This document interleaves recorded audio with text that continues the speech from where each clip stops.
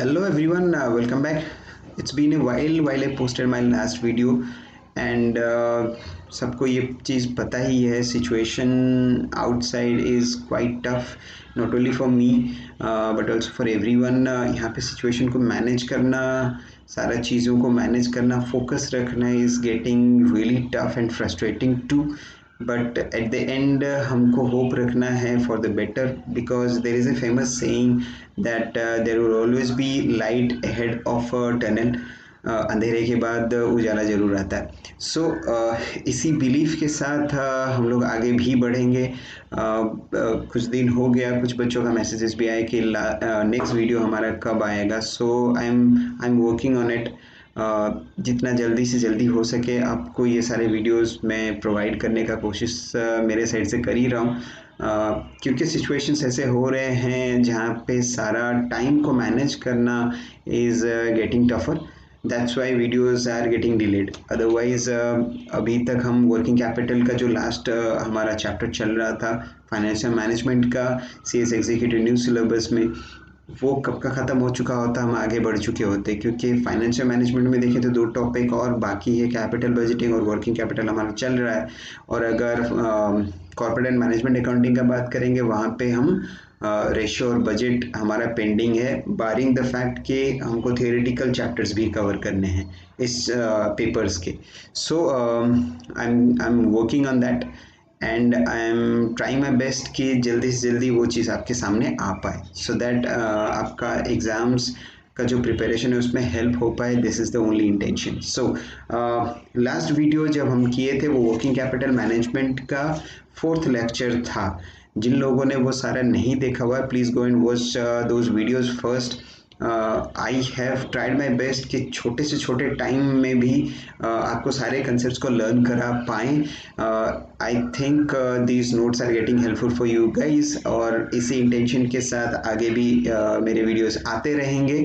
So from this video onwards हम working capital management को आगे बढ़ाएंगे। 4 वीडियोस लॉन्च हो चुके हैं, ऊपर आई बटन में मैंने उसका लिंक दे दिया है, आप वहाँ से उसको देख सकते हैं। This is the fifth part of working capital management. Probably इसके बाद और एक आएगा। आई ट्राई माई बेस्ट कि आज ही आ जाए so that working capital management हमारा ख़त्म हो जाए। उसके बाद हम कॉर्पोरेट एंड मैनेजमेंट अकाउंटिंग का रेशियो एनालिसिस पे जाएंगे। So before just wasting much of our time I like to sincerely thank all my subscribers and those who are new to my channel watching this video for the first time. Do hit the subscribe button and hit on the bell icon to receive further notifications. Let's start the class. Okay, concept number 5 तक हमारा हो चुका था। Concept number 6 से आज हमारा class start होगा। The concept number 6 is all about assessment of working capital with operating cycle. This is the main part of the entire chapter of working capital management. Okay, तो operating cycle और working capital के बीच में जो relationship है वो इस class में हम लोग समझने वाले हैं। सो बिफोर जस्ट मूविंग हेड, हमने लास्ट क्लास एक एग्जाम्पल सॉल्व किया था, इसको मैं पिकअप करना चाहूँगा फिर से। ठीक है, in this example we are speaking about the operating cycle, right. Operating cycle कैसे कंप्यूट करते हैं ये एग्जाम्पल में हमने सीखा था। ओके, हमने रॉ मटेरियल का होल्डिंग पीरियड देखा, हमने WIP का होल्डिंग पीरियड देखा, फिनिश गुड्स का देखा, डेटर से रियलाइजेशन देखा, क्रेडिटर्स का पेमेंट पीरियड देखा, और नेट में जो हमारा आया उसको हम क्या बोले, ऑपरेटिंग साइकिल। मतलब ये जो ऑपरेटिंग साइकिल का फिगर है ऑब्वियसली इन डेज टर्म में निकलता है, क्योंकि ऑपरेटिंग साइकिल का मतलब क्या है, रॉ मटेरियल खरीदा और डेटर से पैसा रियलाइज हुआ, इस बीच का जो टाइम फ्रेम है उसी को आप ऑपरेटिंग कैपिटल बोलते हो, सॉरी ऑपरेटिंग साइकिल बोलते हैं। ओके, सो अभी तक तो हमने सर डेज का ही बात किया है, लेकिन वर्किंग कैपिटल कहीं ना कहीं मॉनेटरी वैल्यू के बारे में बात करता है। सो ऑपरेटिंग साइकिल और वर्किंग कैपिटल का रिलेशनशिप क्या है, अगर ये जो डेज जो आपने कैलकुलेट किया इसको अगर आप मॉनेटरी वैल्यू में कन्वर्ट करेंगे तो आपका वर्किंग कैपिटल जो अमाउंट है वो आता है। सर कैसे, रॉ मटेरियल होल्डिंग पीरियड जो यहाँ पे 72 डेज का है, what it signifies, it signifies that raw material on an average 72 days तक हमारे पास रहता है, स्टॉक में रहता है। WIP 24 डेज तक रहते हैं। अगर ये 72 डेज तक रहता है रॉ मटेरियल, तो ये 72 days is equivalent to what amount? इसका अमाउंट का कैलकुलेशन करेंगे अब। अगर रॉ मटेरियल WIP मेरे पास 24 डेज रहते हैं, तो 24 डेज का WIP होल्डिंग करने के लिए मेरे को कॉस्ट कितना पड़ेगा, अमाउंट में कैलकुलेट करेंगे। ओके, सेम चीज फिनिश गुड्स में भी अमाउंट में निकालेंगे। कैसे निकालेंगे, that's the main part. Okay, debtors collection period जो है 30 डेज में डेटर्स से हम कलेक्ट कर रहे हैं। So on an average what is the cost, कितना कॉस्ट हम बियर कर रहे हैं 30 डेज का क्रेडिट पीरियड देने के लिए, और 40 डेज में हमको जब पेमेंट करना है तो कितना कॉस्ट हम बियर कर रहे हैं 40 डेज में पेमेंट करने के लिए। ये रिसिप्ट वाला पार्ट है, ये पेमेंट वाला पार्ट है। ओके, अगर ये सबका अमाउंट को आप टोटल करेंगे ना, तो आपका वर्किंग कैपिटल आएगा। ऑपरेटिंग साइकिल इसीलिए समझना जरूरी था। ऑपरेटिंग साइकिल आपको डेज टर्म में टोटल कैलकुलेट करके देता है, और working capital is nothing but the equivalent amount of capital required to fund this operating cycle of 116 days। ये जो हमारा एग्जांपल में था। ऑपरेटिंग साइकिल डेज में निकलता है, उसी का monetary value is working capital. Okay, उसी को हम यहाँ पे फोकस करना चाहेंगे। हमारा कंसेप्ट स्टार्ट हो रहा है। Operating cycle is an important tool, okay, used for calculating how much working capital is required to be maintained. This is the famous tool, this is the most or frequently asked question वाला part है working capital का। Working capital जो chapter है आपका उसका, तो operating cycle को use करके वर्किंग कैपिटल को हम लोग कैलकुलेट करेंगे। कैसे करना है वो हमारा कंसेप्ट है ये, ठीक है।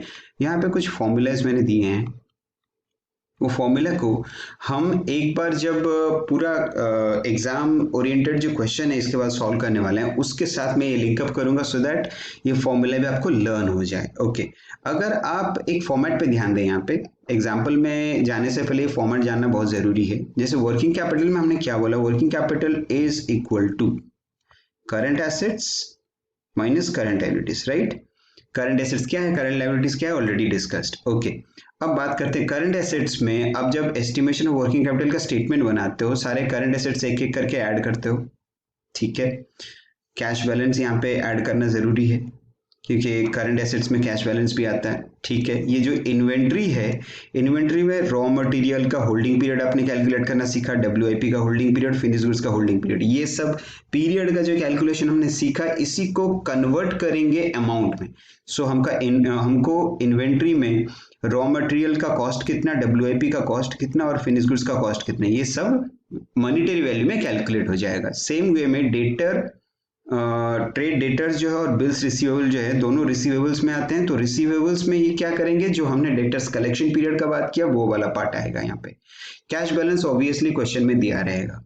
ओके, उससे हम क्या करेंगे, लेस करेंगे करंट लायबिलिटीज, जिसमें ट्रेड पेबल और बिल्स पेबल दोनों आता है, मतलब creditors and bills payable, payment for expenses ये आता है, ठीक है। ये जो पार्ट है सेफ्टी मार्जिन, इसका कंसेप्ट हम बाद में डिस्कस करेंगे। फॉर द टाइमिंग हमको क्या करना है, current assets minus current liabilities करना है। Current assets are these, current liabilities को माइनस करेंगे, मतलब करंट लायबिलिटीज हमारा ये दो टाइप का हो सकता है, और सॉल्वेंसी मार्जिन हम बाद में बात करेंगे इसके ऊपर। तो जो नेट में डिफरेंस आएगा उसी को क्या बोलेंगे, नेट वर्किंग कैपिटल। ओके, अब आता है एक क्वेश्चन पे चलते हैं, ठीक है, स्टार्ट करते हैं। एग्जाम्पल 3 है, ये ICSI मॉड्यूल का ही क्वेश्चन है, एग्जाम्पल है। Estimate working capital from the following. क्या क्या दिया हुआ है आपको, देखो कॉस्ट पर यूनिट दिया है, per unit of finish goods का कॉस्ट कितना लगने वाला है वो दिया हुआ है। रॉ मटेरियल कितना लगेगा, डायरेक्ट लेबर कितना लगेगा, सारा रुपीज टर्म में दिया हुआ है। ओवरहेड, ओवरहेड का मतलब क्या होता है, इनडायरेक्ट एक्सपेंसेस, इनडायरेक्ट एक्सपेंसेस, ठीक है सर। ओवरहेड का खर्चा दे दिया, तो टोटल कॉस्ट जो हमारा बैठ गया 550 रुपए per unit of finish goods का, ठीक है। एस्टिमेटेड डेटा दिया हुआ है। Okay, this is the main part. Raw material holding period 6 weeks. Okay, जो हम यहाँ पे रॉ मटेरियल होल्डिंग पीरियड निकालते थे, जैसे यहाँ पे डेज में कैलकुलेट हुआ था, क्वेश्चन में आपको वीक्स में दिया हुआ है। सो सर प्रॉब्लम नहीं है, वीक्स में हो सकता है, मंथ्स में हो सकता है, डेज में भी हो सकता है। सो उसी हिसाब से हमको क्वेश्चन में जो देगा उसी हिसाब से हमको कैलकुलेट करते हुए जाना है। ओके, WIP साथ में कुछ नोट दिया हुआ है, नोट के बारे में ऑब्वियसली बात करेंगे लेकिन अभी नहीं, पहले ओवरऑल क्वेश्चन को थोड़ा समझते हैं। WIP होल्डिंग पीरियड 2 वीक्स का दिया है, फिनिश गुड्स 4 वीक्स, क्रेडिटर का पेमेंट पीरियड दिया हुआ है 4 वीक्स का, डेटर का कलेक्शन पीरियड भी दिया हुआ है आपको, एस्टिमेटेड कैश बैलेंस, मैंने आपको बोला था कैश बैलेंस ऑब्वियसली क्वेश्चन में ही देगा, तो कैश बैलेंस दिया हुआ है करंट एसेट्स में ऐड हो जाएगा, सेलिंग प्राइस दिया हुआ है यहाँ पे, एस्टिमेटेड प्रोडक्शन यूनिट बहुत इंपॉर्टेंट है, इतना पूरा साल में आप प्रोड्यूस करने वाले हो, राइट, और जिसका टोटल में खर्चा 550 रुपए लगेगा, टोटल में खर्चा, ठीक है। तो एट एनी पॉइंट अगर आपको कॉस्ट ऑफ प्रोडक्शन पूछे तो आप सीधा मल्टीप्लाई करके निकाल सकते हैं। ओके, एजम्पशन क्या है, 52 वीक्स इन ए ईयर है, all sales are on credit, ठीक है। क्या इम्पैक्ट है, क्या है क्या नहीं है वो हमको जानना है। अब अगर हमको वर्किंग कैपिटल निकालना है तो हमने स्टेटमेंट अभी भी देखा, करंट एसेट्स को एक एक करके ऐड करेंगे, कैश बैलेंस को ऐड करेंगे, साथ में करंट लायबिलिटीज माइनस करेंगे और हमारा नेट वर्किंग कैपिटल आ जाएगा। सो अगर स्टेटमेंट में ही इसको सजाएं तो हमको पहले क्या चाहिए, रॉ मटेरियल चाहिए करंट एसेट्स में, राइट। अब बात होता है रॉ मटेरियल से रिलेटेड क्या क्या इंफॉर्मेशन क्वेश्चन में है, ओनली एक ही इंफॉर्मेशन दिया हुआ है यहाँ पे, 6 वीक का रॉ मटेरियल होल्डिंग पीरियड दिया हुआ है, इससे कोई दिक्कत नहीं है। और यहाँ पे क्या दिया है आपको, ऊपर रॉ मटेरियल का कॉस्ट पर यूनिट दिया हुआ है, ठीक है। बच्चों एक बात बताइए कि अगर एक सेकेंड, अगर आप ध्यान से देखेंगे यहाँ पे रॉ टोटल यूनिट्स कितने हैं हमारे, 52,000 के, और एक यूनिट बनाने में 200 रुपये का खर्चा होता है, ठीक है। बच्चों अगर ये दोनों को हम मल्टीप्लाई करेंगे तो हमको क्या मिलेगा, total cost of raw material, ठीक है, total cost of raw material मिल जाएगा आपको, ठीक है सर। मतलब पूरा साल में कितना मटेरियल का खर्चा होगा पूरा साल में, 52,000 इज पर एनम, राइट। तो 52,000 यूनिट्स हैं, एक यूनिट को बनाने में रॉ मटेरियल का खर्चा 200 रुपए का है, ठीक है। तो मल्टीप्लाई करते हैं तो पूरा साल का एस्टिमेटेड रॉ मटेरियल का कॉस्ट निकल जाएगा, राइट। ओके, एक सेकेंड, इसको थोड़ा इरेज करना पड़ेगा हमको। ओके, अब सर ये तो समझ में आ गया कि 52,000 इंटू 200 मतलब total cost of the year, ठीक है। एक साल में हमारा क्वेश्चन में बोल रहा है कि 52 वीक्स लग रहा है, मतलब 52 वीक्स का हिसाब है, ठीक है। ये क्वेश्चन के हिसाब से होगा, अगर यहाँ पे 365 डेज देता तो हम 365 को लेते, यहाँ पे 12 मंथ्स देता तो मंथ्स में लेते, ठीक। यहाँ पे 52 वीक्स दिया हुआ है, ओके। सो बेटा एक बात ध्यान दें, 52,000 इंटू 200 ये तो पूरा कॉस्ट निकला पूरा साल का, अगर इसको हम 52 वीक्स से डिवाइड करें, 52 वीक्स से हम अगर डिवाइड करेंगे तो जो रिजल्टेंट अमाउंट है वो क्या आएगा, एक वीक का मटेरियल का खर्चा कितना आएगा एस्टिमेटेड, राइट। आपको समझ में आ रहा है लॉजिक क्या हो रहा है, मतलब आपको पहले टोटल साल का, पूरा साल का आपको टोटल मटेरियल का कॉस्ट मिल गया मल्टीप्लाई करने से, अगर आप उसे 52 वीक में डिवाइड कर रहे हो तो एक वीक में मटेरियल का खर्चा कितना है वो आ रहा है आपके सामने। अगर इसके साथ आप मल्टीप्लाई कर रहे हो 6 वीक्स अगर कर रहे हो तो क्या आएगा, जो 52,000 यूनिट्स इंटू 200 का पूरा कॉस्ट था पूरा साल का, हम यहाँ पे फॉर्मूला को जो ऊपर जो फॉर्मूला हम एक्सप्लेन करने वाले उसको समझने का कोशिश कर रहे हैं कि कैसे फॉर्मूला डिराइव हो रहा है। एक फॉर्मूला समझ जाएंगे, बाकी से फॉर्मूलाज आपके हाथ में ही रहेंगे, ओके। सो 52,000 इंटू 200 पूरा साल का मटेरियल का खर्चा, अगर आप उसे 52 वीक में डिवाइड करेंगे तो एक वीक में मटेरियल का खर्चा आएगा, राइट। आपको लेकिन 6 वीक का मटेरियल होल्डिंग में रखना है, मतलब इन्वेंट्री में रखना है। अगर आप 6 वीक को मल्टीप्लाई करते हो तो जो अमाउंट आता है वही आपका रॉ मटेरियल का कॉस्ट होगा for 6 weeks. Is it okay, is it crystal clear? क्योंकि हमको ऑपरेटिंग साइकिल को लेके, यहाँ पे ऑपरेटिंग साइकिल कैलकुलेट ही नहीं करना, ऑपरेटिंग साइकिल कैलकुलेट करके ऑलरेडी दिया हुआ है यहाँ पे, राइट। आपको इसी फिगर्स को लेके आपको क्या करना है, वर्किंग कैपिटल का असेसमेंट करना है। रॉ मटेरियल को कैसे कैलकुलेट किया हमने, पूरा साल का मटेरियल का खर्चा निकाला, 52 वीक से डिवाइड किया क्योंकि वीक्स का इंफॉर्मेशन क्वेश्चन में ही है। Is it okay? अगर आप 52 में डिवाइड करते हो तो एक वीक का खर्चा आता है मटेरियल का, अगर 6 से मल्टीप्लाई करते हो, 6 क्यों, 6 वीक का दिया हुआ है मटेरियल होल्डिंग, यहाँ पे 10 वीक होता तो 10 मल्टीप्लाई करते, 1 वीक होता तो 1 मल्टीप्लाई करते। Is it okay? तो जो आएगा वो आपका रॉ मटेरियल का कॉस्ट होगा, वही यहाँ पे लिखा हुआ है, देखिए 52,000 इंटू 200 डिवाइडेड बाई 52 इंटू 6, तो आपका 12 लाख का ये जो आ रहा है ये क्या है, रॉ मटेरियल का। क्योंकि आपको पता है मटेरियल एटलीस्ट 6 वीक रहेंगे, तो मटेरियल के लिए जो हमको फंड अरेंज करके रखना है वो 12 लाख का रखना है। Is it okay? Working capital का असेसमेंट हो रहा है और यही फॉर्मूला में यहाँ पे ऊपर लिखा हुआ है। जो फॉर्मूला जो आपको मॉड्यूल में भी मिल जाएंगे, जो यहाँ पे मैंने लिखा है वही चीज़ है। जब आप ये कंसेप्ट का स्टार्टिंग में हम लोग देख रहे थे कि हमको वर्किंग कैपिटल का असेसमेंट करना है with the help of operating cycle, तो रॉ मटेरियल का जब हम फॉर्मूला देखेंगे, amount of investment in raw material inventory is equal to raw material holding period divided by 12 months 365 days, और यहाँ पे वीक्स भी रख सकते हैं 52 वीक्स जो हमारा क्वेश्चन में था।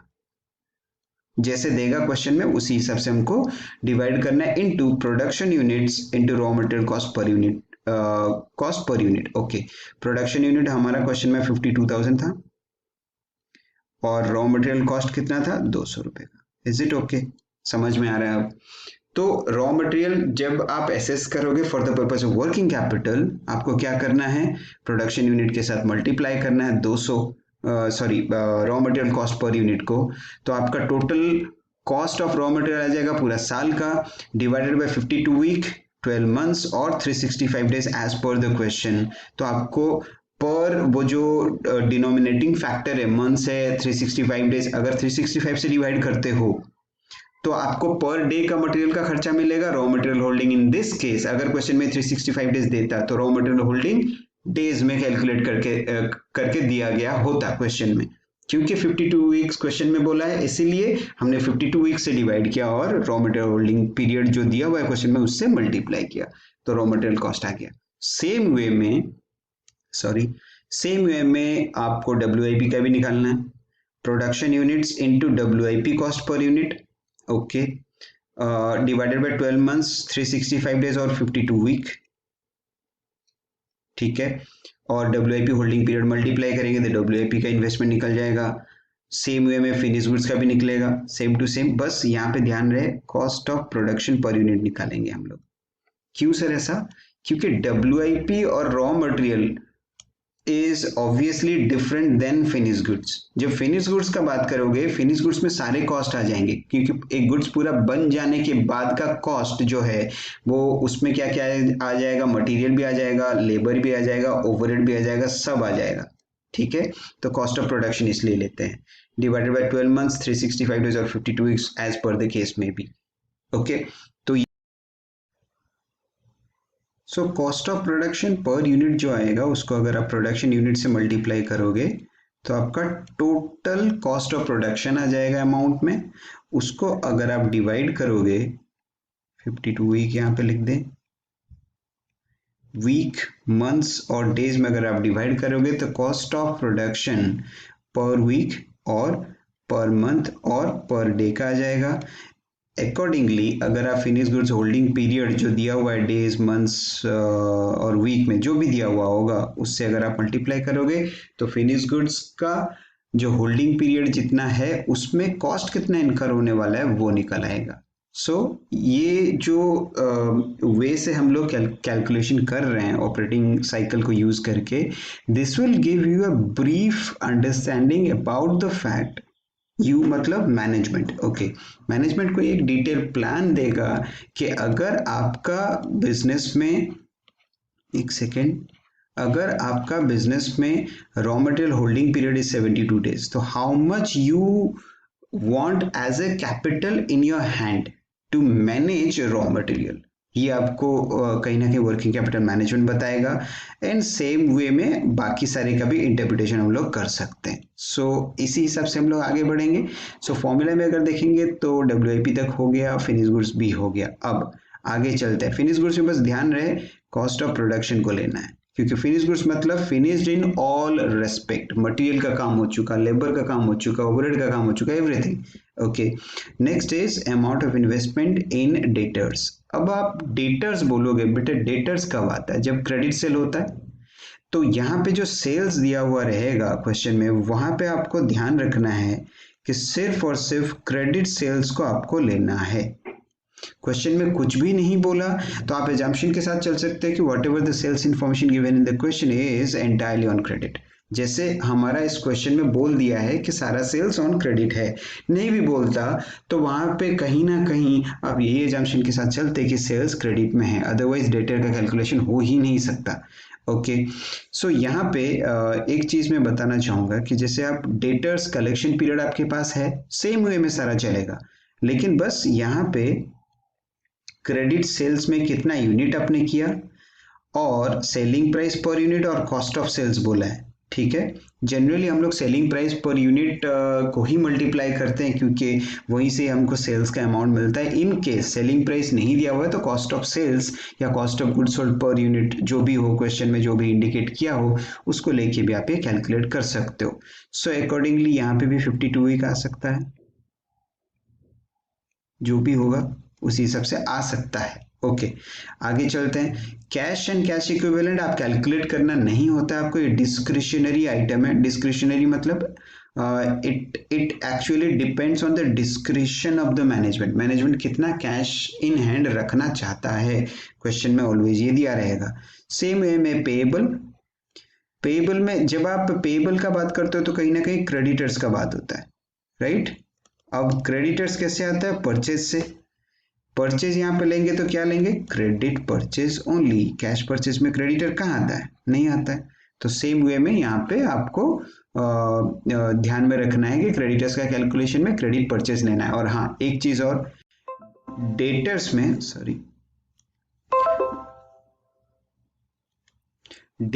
में डेटर्स इंक्लूड्स बिल्स रिसीवेबल और क्रेडिटर्स इंक्लूड्स बिल्स पेएबल। तो ये चीज ध्यान में रहे, ठीक है। ओके, आगे चलते हैं। ऑपरेटिंग एक्सपेंसेस जो है to be calculated as per the question. जैसे हम एक्सपेंसेस, आउटस्टैंडिंग एक्सपेंसेस जो है उसका कैलकुलेशन क्वेश्चन के हिसाब से ही कर सकते हैं, उसका कोई रेडीमेड उस तरह का फॉर्मूला नहीं है। तो दीज आर द फॉर्मूला वाला पार्ट जो हमने एनालिसिस किया कि क्वेश्चन को बेस करके फॉर्मूला जो है उसको एनालिसिस करवाया, क्योंकि आपको वहां से कहीं ना कहीं कंसेप्चुअल अंडरस्टैंडिंग आएगा कि अगर ये फॉर्मूला को मगअप करने का तो कोई ज़रूरत ही नहीं है। हमको रॉ मटेरियल का होल्डिंग पीरियड दिया हुआ है, तो रॉ मटेरियल जितना दिन का होल्डिंग पीरियड है उतना दिन में रॉ मटेरियल का कॉस्ट कितना आएगा वो हमको निकालना है। तो पूरा साल का कॉस्ट निकालो। जैसे अगर raw material holding period month में दिया हुआ तो मंथ से डिवाइड करके लाएंगे 12 से, अगर वीक में दिया तो 52 से डिवाइड करेंगे, और अगर डेज में दिया तो 365 से डिवाइड करेंगे। लेकिन हाँ, ये जो 365 है ना, एक सेकेंड, ये जो 365 है कभी कभी क्वेश्चन में स्पेसिफिकली बोलता है कि 365 की जगह 360 डेज लो, तो वहाँ पे बच्चों से जनरली ये गलती होता है कि 360 को इग्नोर कर जाते हैं, डेज का कैलकुलेशन तो 365 लेके ही कैलकुलेशन कर देते हैं, तो उस केस में ये गलत हो जाएगा। तो आपको ये ध्यान में रखना है कि क्वेश्चन में कहीं 360 डेज तो नहीं बोल दिया ना। जैसे इस क्वेश्चन में हम जो क्वेश्चन सॉल्व कर रहे हैं उसमें 52 वीक का बात किया है, तो उसी हिसाब से कैलकुलेशन होगा। So these are the formulas जो हम ऑपरेटिंग साइकिल का पार्ट को यूज करके वर्किंग कैपिटल का असेसमेंट कर रहे हैं।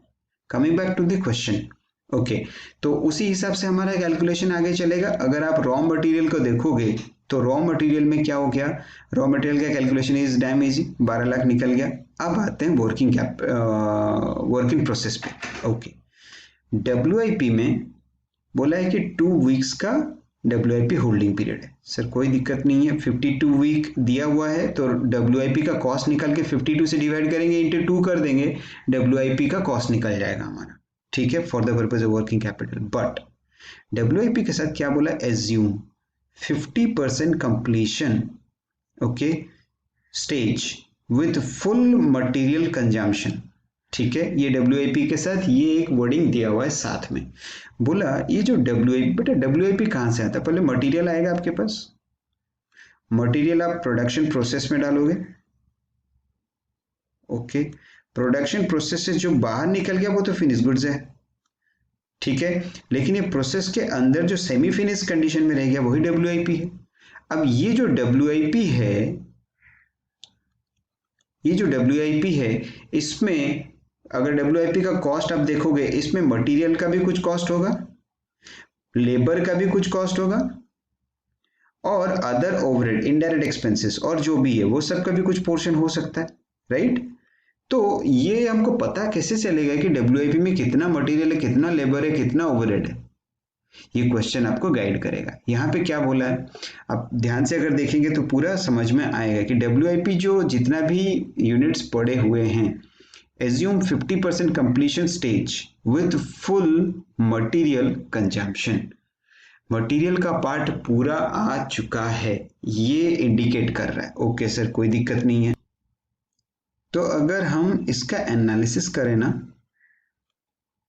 ये जो डब्ल्यूआईपी है, डब्ल्यूआईपी में मटेरियल का जो पोर्शन है, मटेरियल का जो खर्चा है वो 100% है, फुल मटेरियल कंजम्पशन बोला है। Sir what about labour and overhead? Labour overhead ये जो दोनों पार्ट है इसमें बोला 50% हुआ है, मतलब कंप्लीट हुआ है। तो अगर 50% कंप्लीट हुआ है तो मटेरियल लेबर एंड ओवरहेड का जो पार्ट है, जो कॉस्ट है डब्ल्यूआईपी में, जितना कॉस्ट इनकर आपने किया है, तो उसका भी 50% तक का ही कैलकुलेशन होना चाहिए। और मटेरियल क्योंकि फुल यूज हो चुका है तो पूरा 100% कैलकुलेट होना चाहिए। दैट्स इट, यही सिंपल अंडरस्टैंडिंग में हमारा आ रहा है। सो अगर इसका हम सोल्यूशन वाला पार्ट को देखेंगे कि डब्ल्यूआईपी का कॉस्ट कितना होगा, no doubt WIP holding period दिया हुआ है 2/52, इसीलिए किया हुआ है यहाँ पे 2 वीक्स बाय 52 वीक्स। ओके, अब पार्ट रहा रॉ मटेरियल। जब आप देखोगे 52,000 यूनिट्स हैं, 200 रुपए घर का मटेरियल का खर्चा है, ठीक है। 2/52 करेंगे तो हमारा आ जाएगा क्या, डब्ल्यूआईपी का रॉ मटेरियल वाला पार्ट का खर्चा कितना है।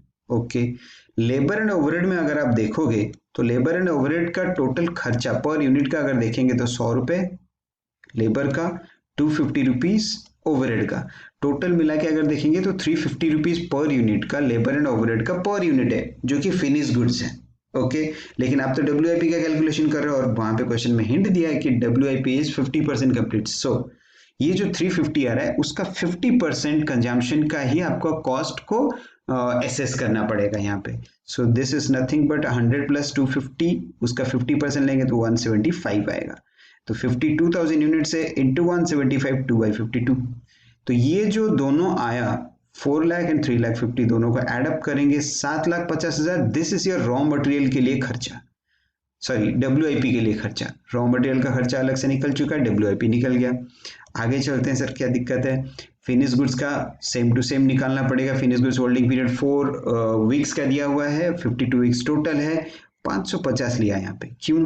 मैंने बोला फिनिश गुड्स जब आप कैलकुलेट करोगे टोटल प्रोडक्शन कॉस्ट आपको लेना पड़ेगा 550, इसलिए 550 का यहाँ पे। ये छोटे छोटे बातें यहीं पे ही गलतियां ज़्यादा केसेस में हो जाता है। So we need to strengthen our conceptual basis, जिससे ये गलतियां ना हो। ओके, फिनिश गुड्स का कैलकुलेशन हो गया। अब आते हैं डेटर्स पे। डेटर्स के लिए हमको सेल्स चाहिए, सेल्स के लिए हमको यूनिट्स भी चाहिए।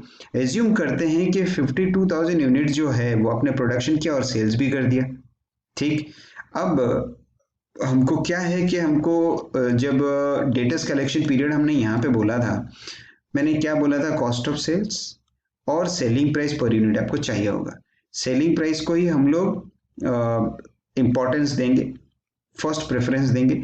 इन केस क्वेश्चन में नहीं हो तो कॉस्ट ऑफ सेल्स या कॉस्ट ऑफ प्रोडक्शन से भी ये कैलकुलेट हो सकता है, पर मोस्ट ऑफ द केसेस में आपको सेलिंग प्राइस पर यूनिट दिया रहेगा, जो कि इस केस में 800 का है, आराम से निकल जाएगा। फिर on the assumption that 52,000 units has been sold, 800 का कॉस्ट है, सॉरी सेलिंग प्राइस है। 6 weeks is your debtors collection period, divided by 52 is 48 lakh. Finish goods निकल गया, डेटर्स निकल गया, कैश क्वेश्चन में ही दिया हुआ है 75,000 का। ये आ जाएगा ग्रॉस वर्किंग कैपिटल टोटल। यहां से अगर आप क्रेडिटर्स और अदर एक्सपेंसेस को माइनस करोगे तो आपका नेट वर्किंग कैपिटल आएगा। तो क्रेडिटर्स को जब आप माइनस करोगे तो क्रेडिटर्स में एक चीज ध्यान रहे, यहाँ पे थोड़ा ये स्कैन करने में थोड़ा सा हेजी हो गया है, so you need to be cautious about that. 52,000 units है और 200 मल्टीप्लाई किया हमने, क्यों बेटा? पहले तो बात है क्रेडिटर कहां से आता है, परचेज से। अब फिनिश गुड्स के केस में परचेज क्या होगा, रॉ मटेरियल।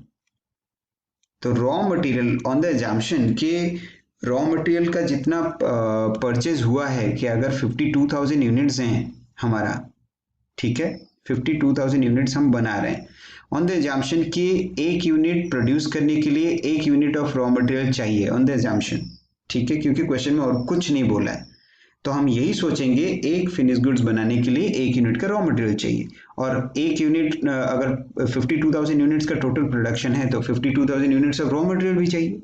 अब रॉ मटेरियल उतना ही खरीदा होगा, आपने परचेज किया होगा, एंड जैसे कि सेल्स को लेके बोला है कि all sales are on credit, उसी हिसाब से हमने ये भी एज्यूम किया यहाँ पे कि all purchase are on credit, क्योंकि और कोई ऑप्शन क्वेश्चन में नहीं दिया है, कुछ नहीं देगा तो हम हमेशा एज्यूम करेंगे कि क्रेडिट में ही हुआ है। ओके सर, आगे चलते हैं। सो 4 days is your creditors payment period, 54 weeks is your creditors payment period, 52 weeks is the time, ठीक है, टोटल साल का।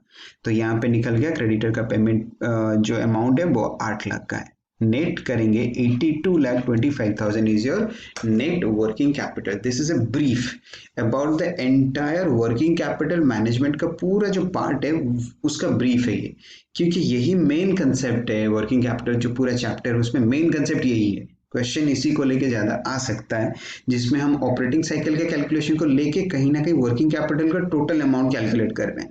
तो कैलकुलेट करने के लिए फॉर्मूला नो डाउट है, बट ये फॉर्मूला को समझाने के लिए हमने पूरा डिटेल एनालिसिस किया। आई थिंक ये एक्सप्लेनेशन से आपको ये चीज तो समझ में आ गया होगा कि फॉर्मूला में क्यों ये मल्टीप्लाई हुआ, क्यों ये डिवाइड हुआ, जो भी पार्ट है वो आपको पूरा अच्छे से समझ में आया होगा। So in this way we need to calculate the operating cycle, and on the basis of operating cycle we need to further calculate the working capital of a company or an organization. So ये एक example था CS executive ICSI module का ही। Next class में या next video में हम और question solve करेंगे सो दैट हमारा वर्किंग कैपिटल जो चैप्टर है वो रैप अप हो पाए। Thank you so much guys for your patience in time and stay tuned. बहुत जल्दी आई एम ट्राइंग माय बेस्ट कि आज ही वो सेकेंड वीडियो इसका आ जाए so that working capital management हम रैप अप कर पाए। Stay tuned guys for further updates, and yes, in case of your doubts and queries, Telegram and Instagram, you can follow my channel over there, description में link दिया हुआ है। Thank you so much guys.